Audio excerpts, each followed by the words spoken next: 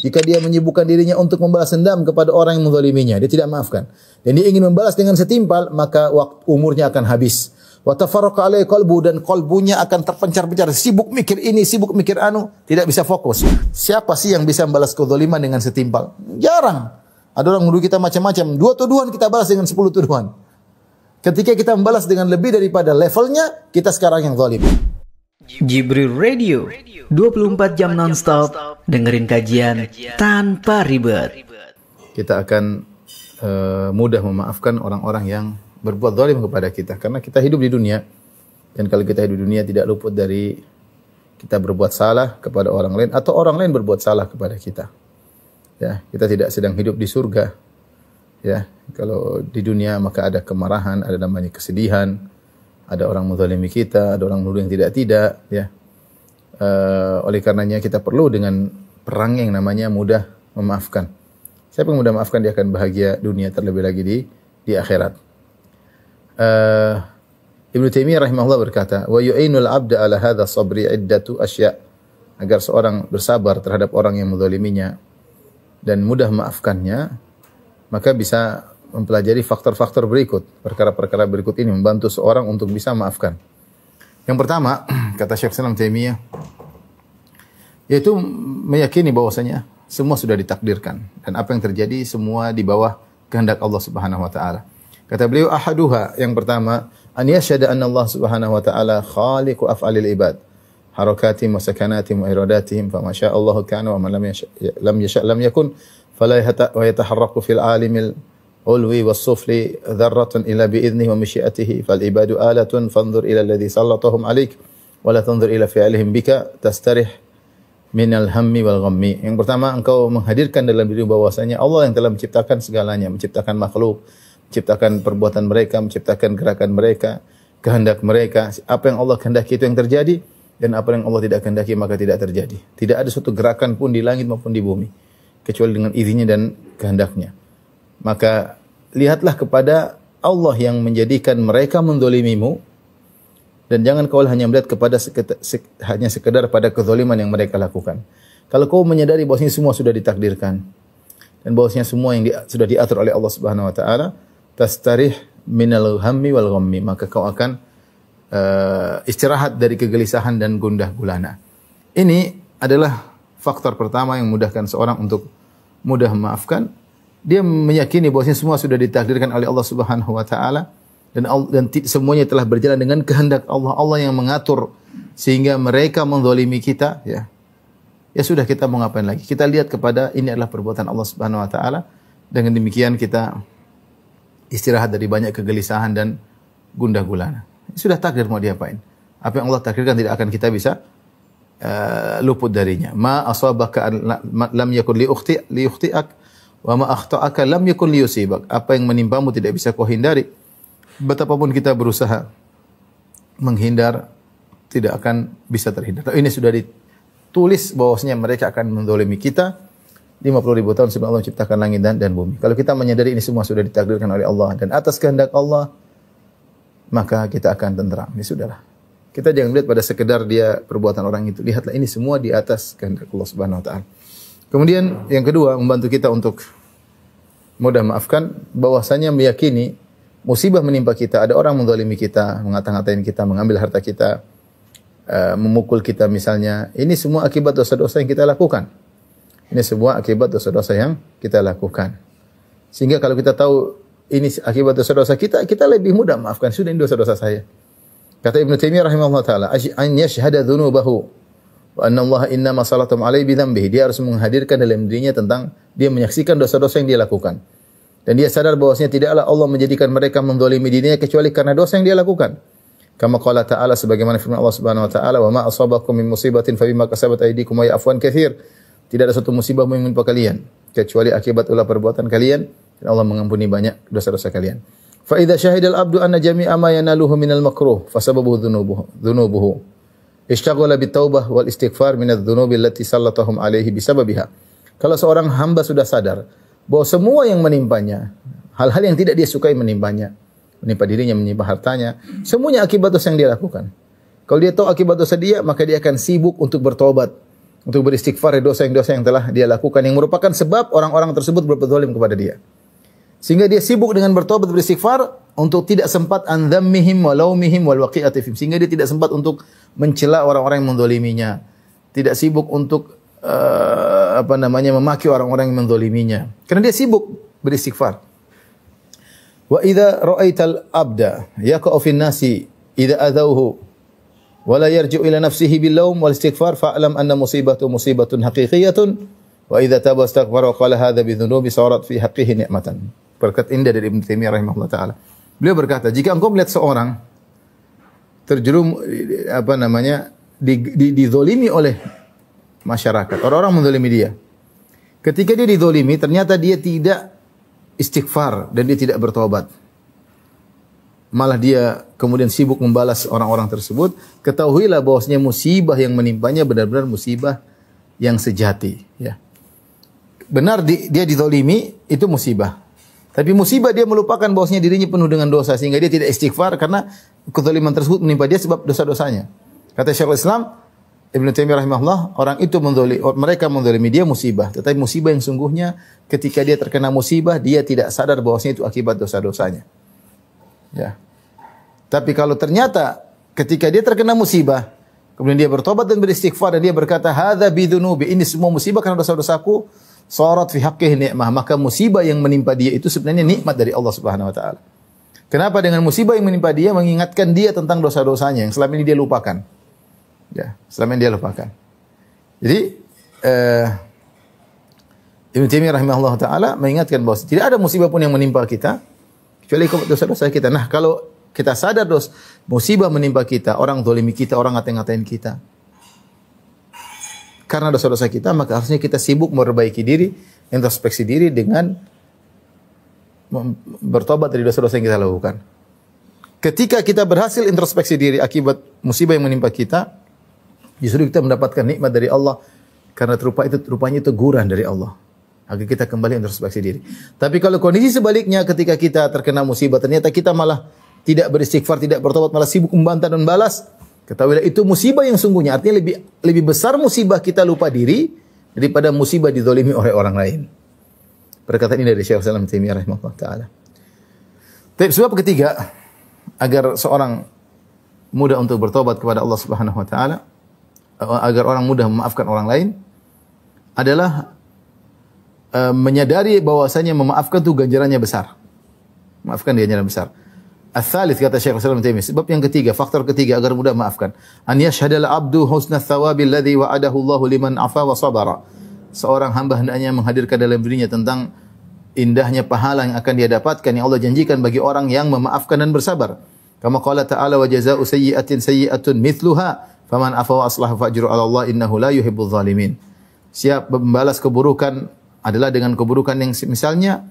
Siapa yang memaafkan dan membuat perbaikan, fa'ajruhu 'ala Allah, maka pahalanya ditanggung oleh Allah Subhanahu wa taala. Ya.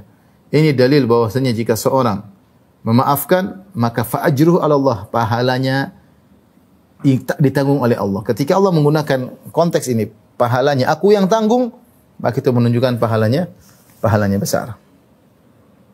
Maka seorang menghadirkan dalam dirinya ini kesempatan bagi dia untuk mendapatkan pahala. Ketika dia dizalimi. Subhanallah. Tadi Allah menyebutkan di antara penghuni surga wal afina 'anin nas.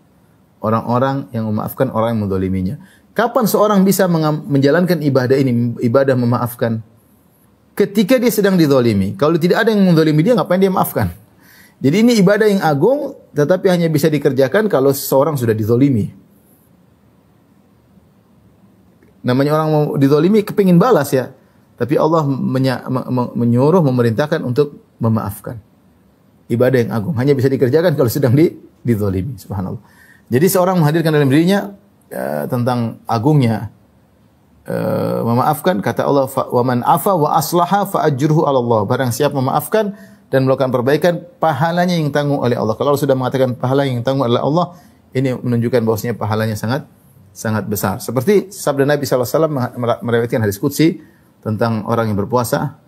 Kata Allah Subhanahu wa taala, "Kullu amali ibni Adam lahu illa as-siyam, fa innahu li wa ana ajzi bihi." Seluruh amalan anak Adam adalah untuk dirinya kecuali puasa. Puasa adalah untukku kata Allah dan aku akan balas ganjarannya. Dan apa namanya? Di antara yang menggambarkan bahwasanya memaafkan pahalanya besar, memaafkan itu dia lebih tinggi derajat daripada sabar. Kalau sabar mungkin tidak maafkan, tapi kalau orang sudah maafkan dia pasti sudah melewati sabar. Sementara Allah mengatakan innama yuwaffas sabiruna ajrahum bighairi hisab. Sungguhnya orang-orang yang sabar itu pahalanya dibalas oleh Allah tanpa batas. Nah, memaafkan itu di atas kesabaran. Ada orang sabar tapi tidak memaafkan. Tapi kalau seorang sudah memaafkan dia pasti bersabar. Dia pasti bersabar.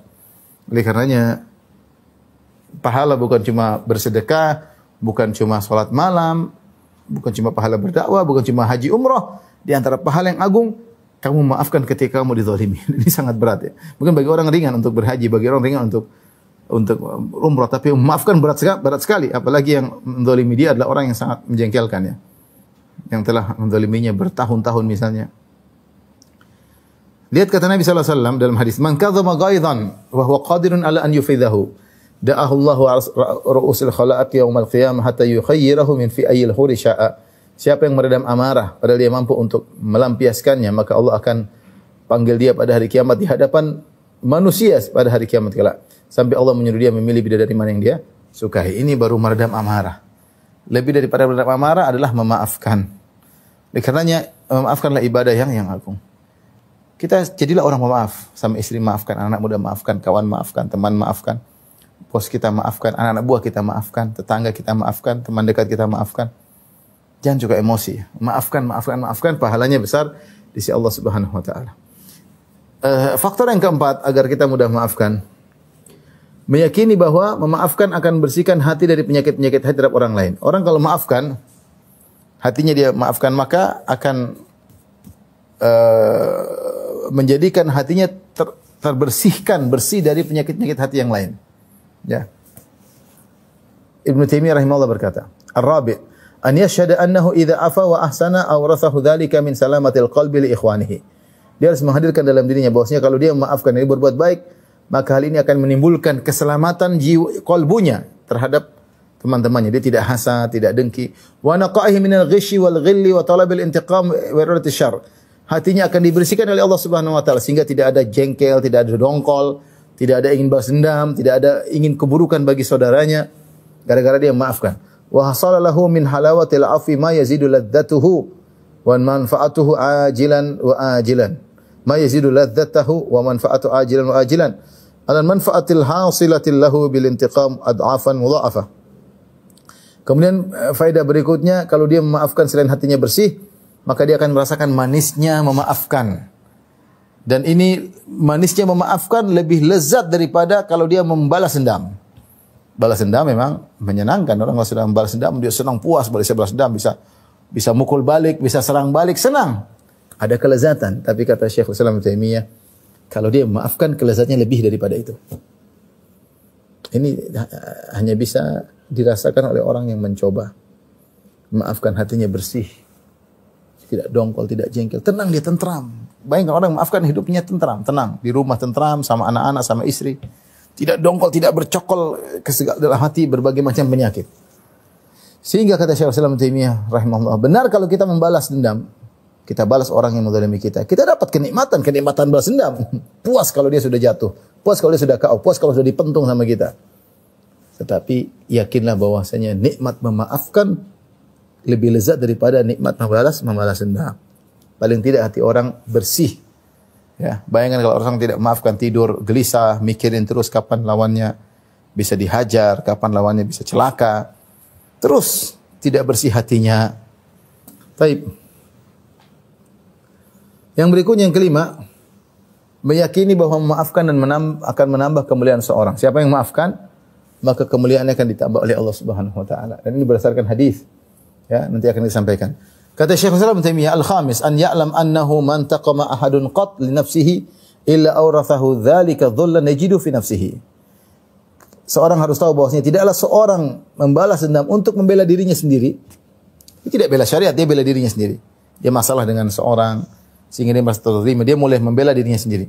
Tidaklah seorang membalas hanya tidak lain semata-mata untuk membela dirinya sendiri kecuali dia akan mendapati ada kehinaan dalam dirinya. Dia merasa dirinya lemah. Ada kehinaan karena dia membela dirinya. Fa idza afa azzahu Allah taala. Tapi kalau dia maafkan, Allah akan muliakan qalbunya, hatinya. Wa hadza mimma akhbara bi shadiqul masduq. Dan ini perkara yang pernah dikabarkan oleh as-sadiq yaitu Rasulullah SAW al-masduq yang dibenarkan. Haitsu yaqul, di mana Rasulullah SAW bersabda, "Ma zadallahu 'abdan bi afin illa izza." Tidaklah Allah menambah bagi seorang hamba ketika dia maafkan kecuali Allah akan menambah kemuliaannya. Ini butuh butuh keyakinan ya. Butuh keyakinan.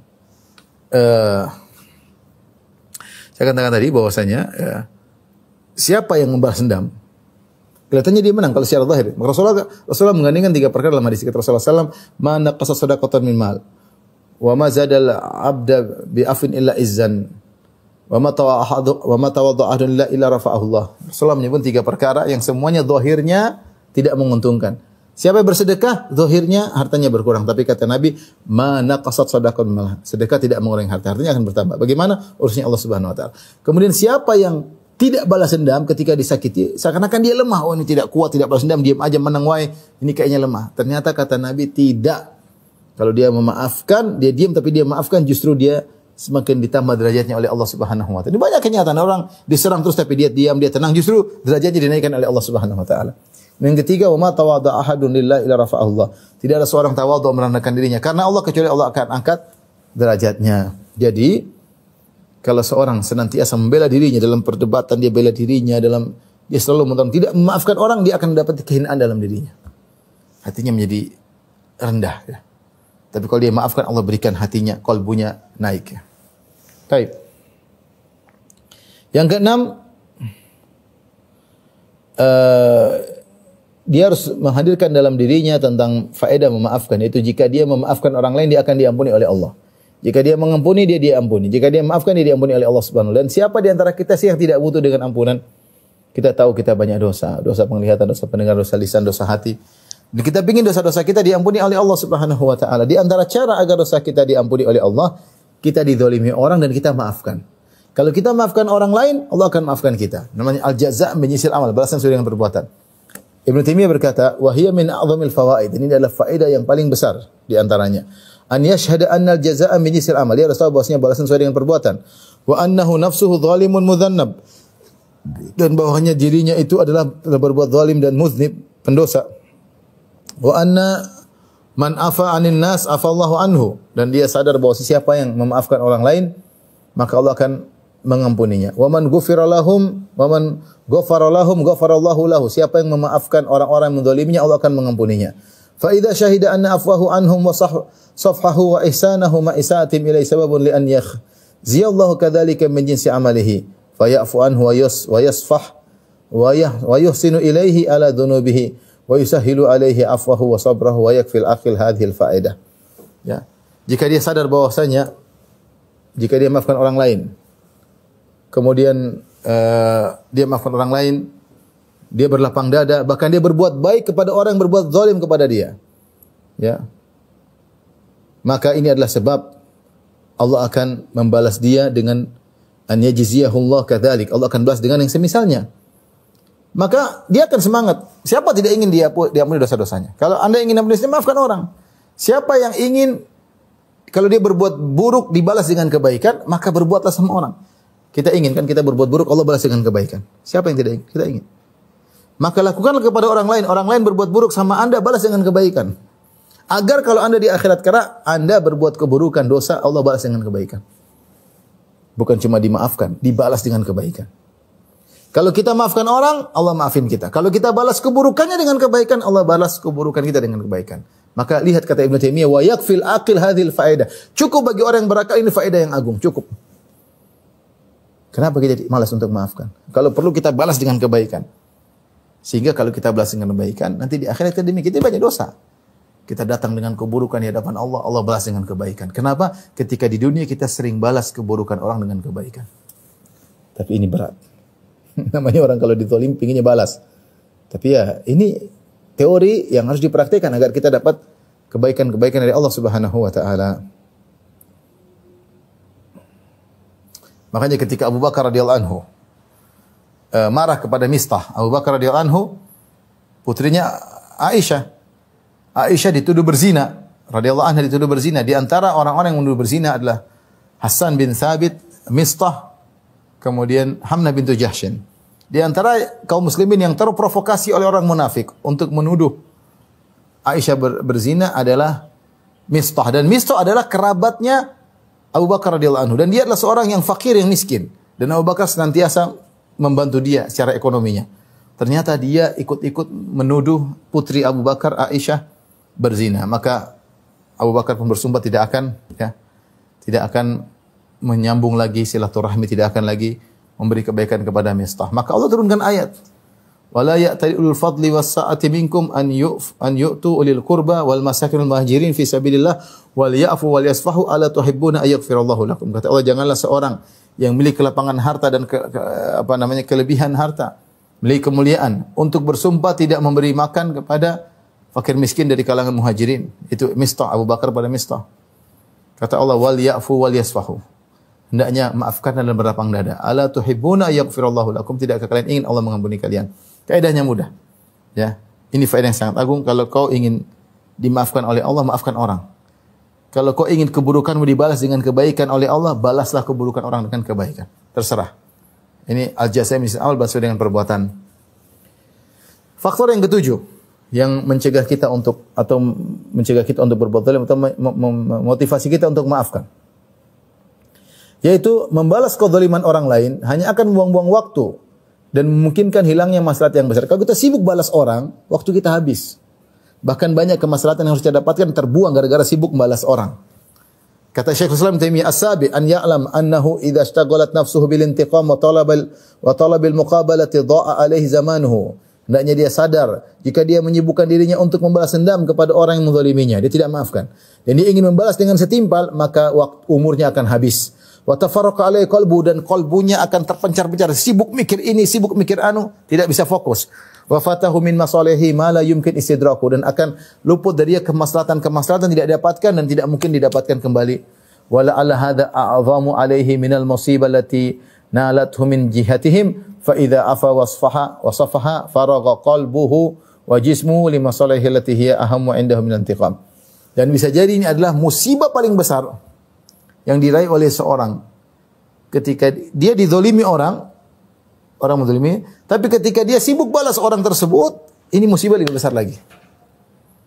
Karena kalau ketika dia sibuk membalas orang lain, waktunya akan habis. Umurnya banyak kemaslahan, dia harusnya bisa hafal Quran, dia harusnya bisa didik anak-anak, dia harus bisa didik istrinya, dia bisa mungkin berdakwah kemana-mana, sibuk membantah melulu, sibuk terus. Balas, menyerang balik. Ini buang-buang umur. Buang-buang umur. Bayangkan dua orang bisa bertengkar bertahun-tahun. Saya ketemu dengan seorang, bertengkar dua orang. Satu bilang status ini. Sudah bertahun-tahun. Saya bilang sampaikan sama mereka. Kasihan mereka itu. Kalau tidak berhenti mereka bisa begini terus sampai puluhan tahun. Bayangkan kita membaca.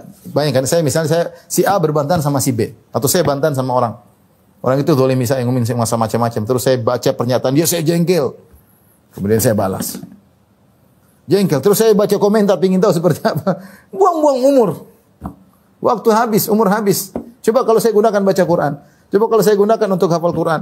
Coba kalau saya gunakan untuk membantu orang tua, membantu fakir miskin. Waktu memeras keringat, memutar otak untuk bisa membalas, ini semua hanya, kata Syekhul Islam Taimiyah, kesibukanmu untuk bantah orang tersebut, ini musibah lebih besar daripada musibah dia zalimi kamu. Subhanallah. Ya.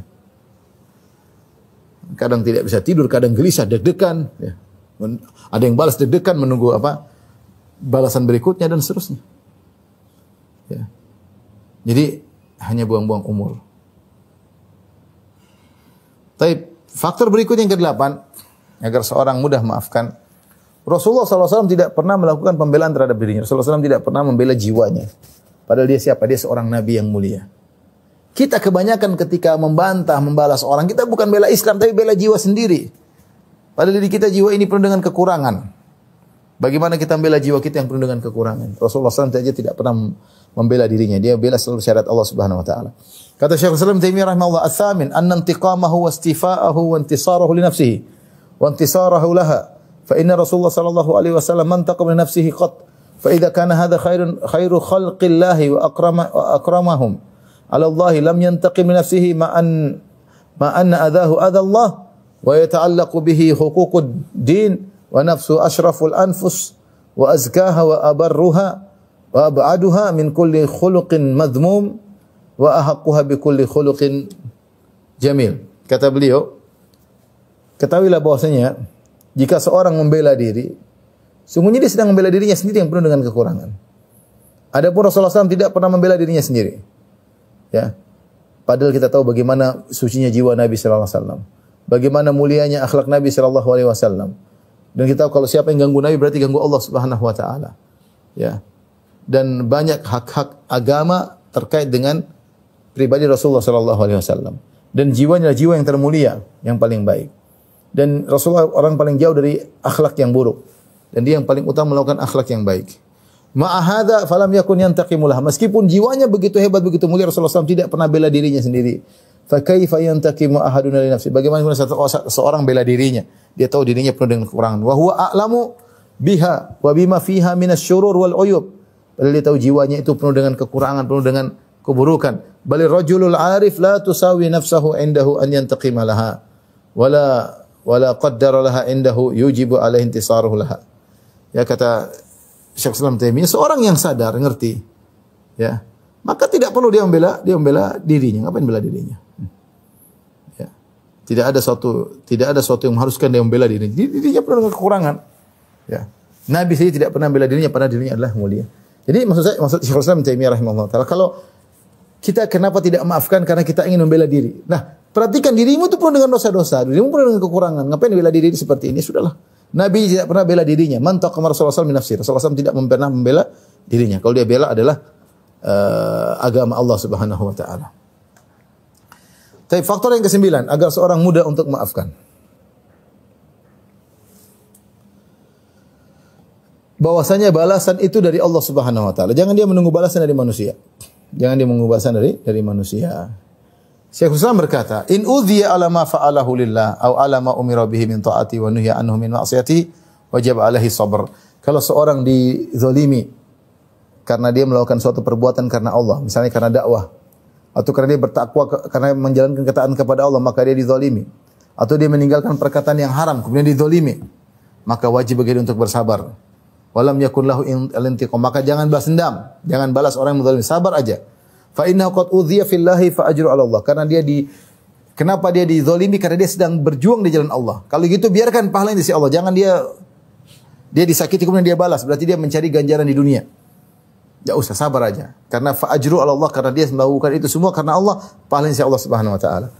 Kemudian Ibnu Taimiyah mengatakan, "Wa li hadza lamma kana al-mujahidun fi sabilillah dhahabat dima'uhum wa amwaluhum fillah." Lam takun madmunatan fa inna Allah ashtara minhum anfusahum wa amwalahum. Oleh karenanya para mujahidin yang berjihad di jalan Allah Subhanahu wa taala, tatkala mereka berjihad di jalan Allah, kemudian hilang raga mereka, hilang harta mereka, maka tidak ada jaminan untuk di dunia untuk mengganti semua, enggak ada jaminan penggantian itu semua.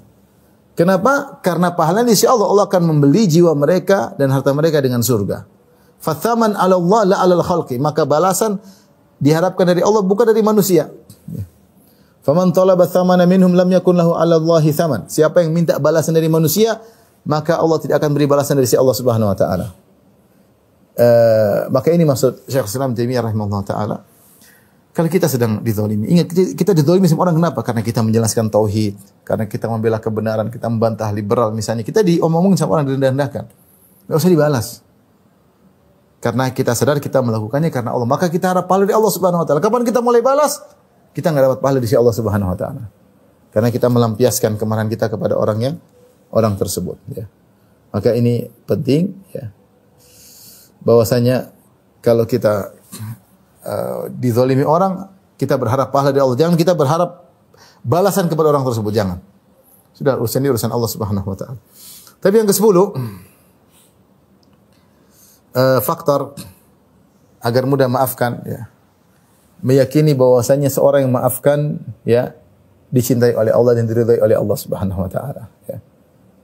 Kata Syekhul Islam, an yashhada ma'iyatallahi ma'ahu idza sabara wa muhib wa mahabbatallahi lahu idza sabara wa ridahu. Dia harus hadirkan dalam dirinya bahwasanya Allah bersama-sama dia kalau dia bersabar. Innallaha ma'as sabirin. Bersama orang yang sabar, Allah bersama orang yang sabar. Siapa yang tidak ingin bersama Allah Subhanahu? Setiap kita sabar, Allah bersama kita. Kemudian Allah mencintainya. Wallahu yuhibbus sabirin. Siapa yang sabar, Allah mencintainya. Luar biasa, Allah mencintainya, Allah bersama dia. Kapan kita mulai ngamuk, kapan kita marah, maka Allah tidak lagi bersama kita. Maka maafkan aja, maafkan. Maafkan, maka Allah akan bersama kita dan kita akan meraih cinta Allah. Wallahu yuhibbus sabirin. Allah mencintai orang-orang yang sabar ya. Taib. Faktor ke-11 agar kita mudah maafkan. Kita harus tahu bahwasanya bersabar adalah setengah dari keimanan. Pahala yang sangat besar. Dan kita tahu maafkan itu di atas kesabaran. Karena sabar belum tentu maafkan. Tapi kalau maaf pasti sabar. Nah, ingat bahwasanya sabar itu setengah dari keimanan. Ya. Kata Syekh Islam Taimiyah, an yashhada anna sabra nisful iman. Dia harus sadar bahwasanya kesabaran adalah setengah keimanan. Fala yubaddilu min imanihi jazaan fi nusrati nafsi. Maka jangan dia ganti setengah keimanannya dengan hanya membela jiwanya. Fa idza sabara faqad ahraza imanahu wa sanah minan naqs. Kalau dia bersabar, maka dia telah selamatkan iman yang setengah tersebut. Dan diselamatkan dari kekurangan. Wallahu yadfa'u 'anil ladzina amanu. Dan Allah akan membela dirinya orang-orang yang beriman. Jadi Ibnu Taimiyah mengatakan sabar yaitu di antara yang maafkan setengah keimanan. Jangan kau coreng setengah keimanan ini dengan kau membalas. Sabar aja, maafkan aja. Ya. Karena kalau dia maafkan maka setengah iman ini benar-benar terjamin buat dia. Tidak ada kekurangan sama sekali karena dia tidak membalas dan bahkan dia memaafkan. Ya. Dan dalil akan bahwasanya sabar adalah setengah keimanan. Kata Allah, inna fi dzalika la ayatin likulli sabarin syakur. Sungguhnya yang demikian itu ada tanda-tanda kebesaran orang bagi orang yang suka bersabar dan suka bersyukur, berterima kasih kepada Allah Subhanahu wa taala. Di sini Allah mengandengkan sabar, syakur. Sehingga iman ada dua. Nisful, setengahnya adalah bersabar, setengahnya adalah syukur. Siapa yang menggabungkan keduanya, ketika sulit dia bersabar, ketika dapat kenikmatan dia bersyukur, maka telah sempurna imannya. Tapi ketika dia disakiti, dizolimi, kemudian dia ingin menyampaikan pelampiasan, berarti dia ingin balasan di dunia. Dia ingin ketika dia dizolimi, dia balas di dunia. Ya, ini berarti dia tidak mendapatkan pahala seperti di akhirat. Karena dia ingin balasan di dunia, ingin orang yang zolimi dia dihabisi juga. Kemudian yang ke-12, faktor agar seorang mudah memaafkan.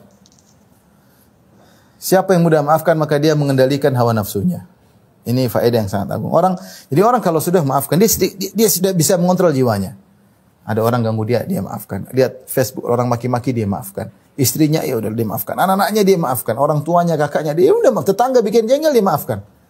Ketika dia sering-sering memaafkan, dia mengalahkan jiwanya sehingga jiwanya selalu dia kontrol. Sehingga jiwanya tidak mungkin untuk menguasai dia. Banyak orang ditawan oleh syahwatnya. Ditawan oleh hawa nafsunya. Banyak orang seperti itu. Sehingga dia kecanduan. Kecanduan untuk berzina, kecanduan untuk minum khamr, kecanduan untuk main musik, kecanduan untuk melihat yang haram.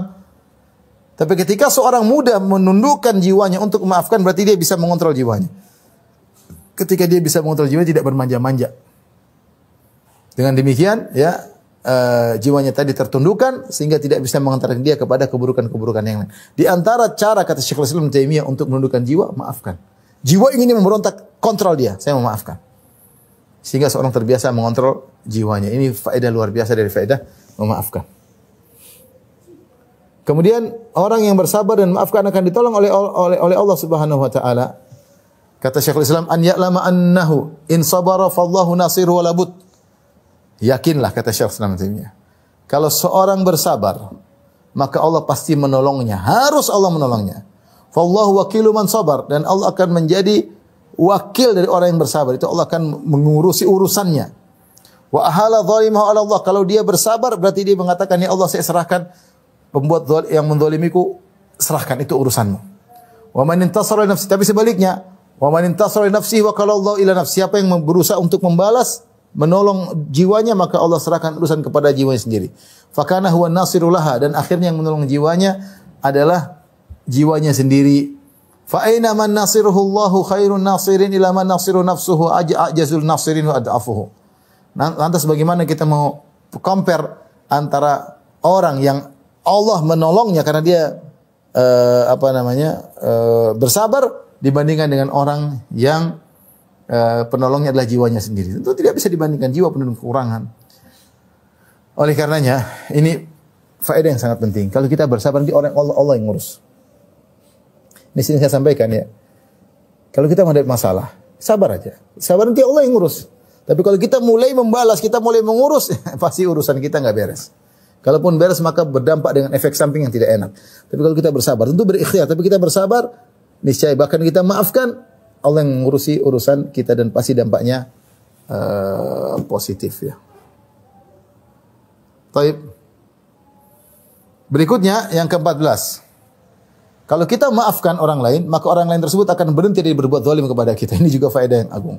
Begini, kalau kita ada orang zalim sama kita, ngomongin kita macam-macam, ngambil harta kita. Kalau kita balas, biasanya dia semakin parah.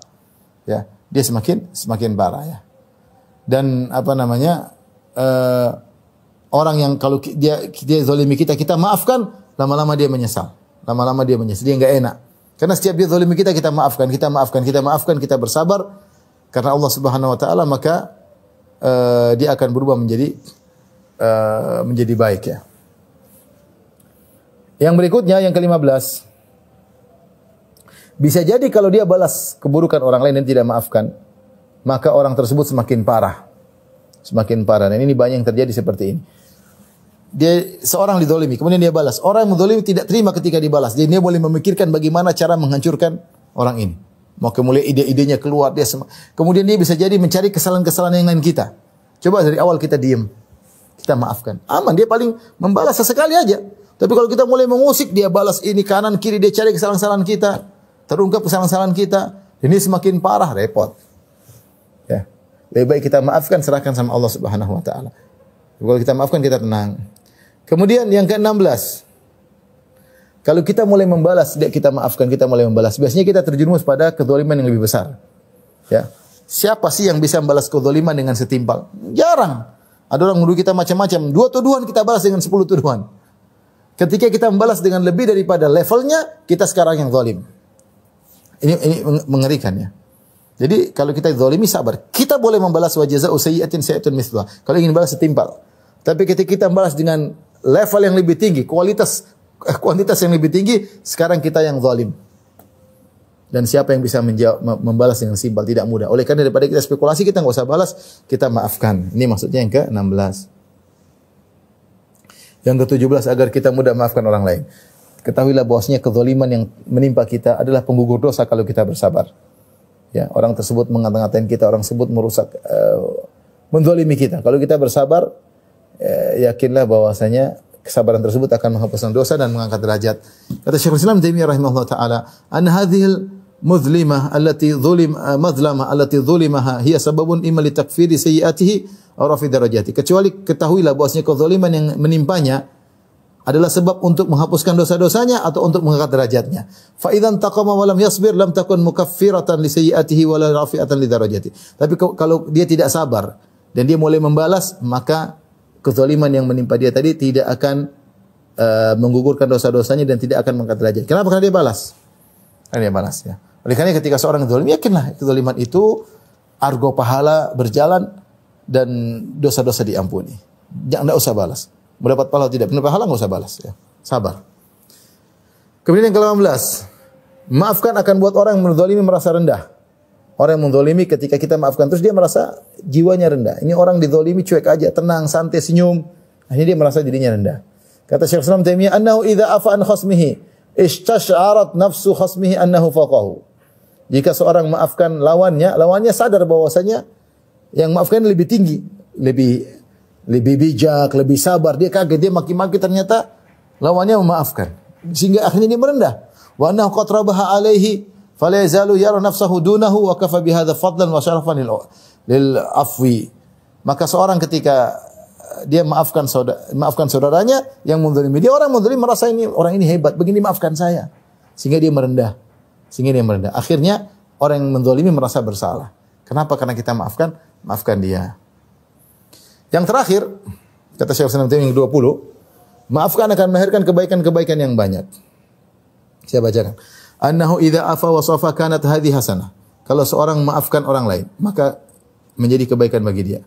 fatuwallidu lahu hasanatan ukhra. Kalau dia sudah maafkan orang lain akan muncul kebaikan yang lain. Wa tilkal ukhra yuwallidu lahu ukhra, dan kebaikan yang baik akan menghasilkan kebaikan yang lain. Wahlu majarra, dan seterusnya. Dengan maafkan akan membuka pintu-pintu kebaikan yang lain. Saling sambut menyambut. Fala tazalu hasanatu fi mazid, dan akhirnya kebaikan dia, pahala dia semakin bertambah. Fa inna min thawabil hasanatil hasanah, karena di antara balasan perbuatan kebajikanlah kebajikan yang lain. Kama anna min iqabi sayyi'ati sayyi'ah, sebagaimana balasan terhadap keburukanlah keburukan yang lain ba'da, setelahnya. Wa rubbama kana hadza sabab li najati wa sa'adatil abadiyah, dan bisa jadi ketika dia memaafkan orang lain maka timbul kebaikan-kebaikan selanjutnya. Ini merupakan sebab dia untuk selamat dari neraka dan meraih kebahagiaan yang sejati yang abadi di surga kelak. Fa idzan taqama wa ansara zala dzalika. Kalau ternyata dia bela dirinya atau dia balas, itu semua hilang. Itu semua hilang. Ini ikhwan dan akhwat yang dirahmati Allah Subhanahu wa taala, 20 nasihat Syekhul Islam Ibnu Taimiyah rahimahullah taala untuk mudah maafkan. Kita renungkan, kita putar-putar kembali. Dalam hidup ini tidak semua menyenangkan. Banyak hal yang buat faktor kita jengkel, banyak. Kita berinteraksi dengan tetangga terkadang bikin jengkel, interaksi dengan istri terkadang bikin jengkel, dengan kerabat terkadang bikin jengkel, banyak hal bikin kita jengkel. Tapi kalau kita biasa maafkan, mudah bagi kita. Ya. Interaksi dengan kantor-kantor bikin jengkel, ya. Tapi 20 perkara kalau kita renungkan, insya Allah kita bisa bersabar. Intinya di antaranya sabar mengurangi dosa-dosa. Kalau kita maafkan, dosa kita diampuni dan dari kita diangkati. Kemudian kalau kita maafkan, Allah akan ampuni kita. Kalau kita balas keburukan dan kebaikan, kita banyak dosa, Allah malah beri kebaikan karena jaza min jinsil amal, balasan sesuai dengan perbuatan. Kalau kita maafkan, maka hati kita menjadi tentram. Ya, tentram, Allah berikan kebahagiaan ketika kita memaafkan. Kalau kita memaafkan, maka derajat kita diangkat oleh Allah Subhanahu wa taala, dan mendatangkan, kalau kita maafkan akan datang kebaikan, maafkan mendatangkan kebaikan-kebaikan berikutnya, dan semua tadi sudah kita sebutkan dalam 20 faktor kenapa kita harus maafkan. Jibril Radio 24 jam nonstop, dengerin kajian tanpa ribet.